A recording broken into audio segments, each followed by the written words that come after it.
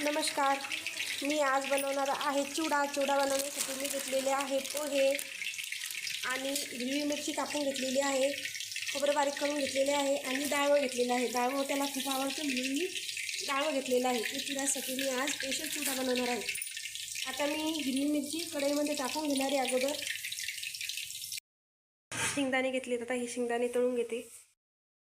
तर मी हिरवी मिरची कढईमध्ये टाकली आहे.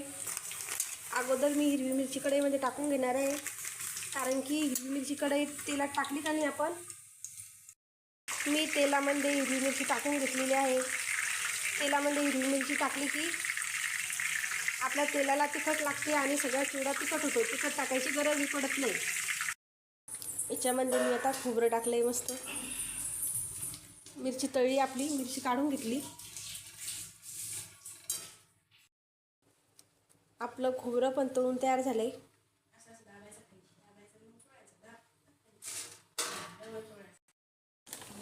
आता मी मस्त कढीपत्ता तळून आणला आहे. कढीपत्ता अगोदर तळून घेणार आहे. कढीपत्ता,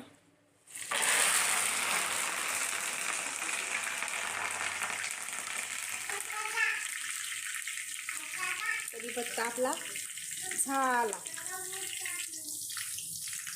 मस्त कुरकुर झाला. आता मी हे डाळ तळून घेणार आहे. मस्त डाळ तळायला टाकले. जास्त होऊ द्यायचे नाही, ते जास्त कडक होतात नाही. डाळ तळून घेतले, काढून घेतले. मस्त पोहे तळून घेणार आहे. आता एकदम मस्त फुलके फुलके पोहे तळून झालेत.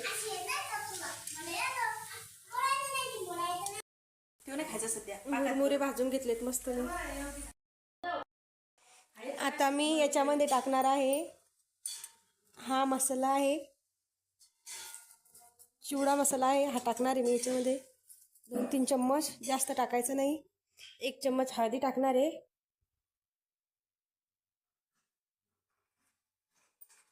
आणि थोडंसं मिरची टाकेल असल्यामुळं थोडंसंच तिखट टाकणार आहे आणि आपल्या चवीनुसार मीठ.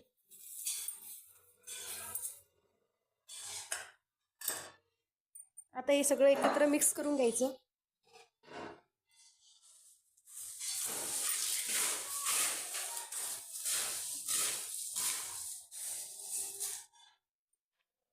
आपला चिवडा बनवून मस्त तयार झालाय.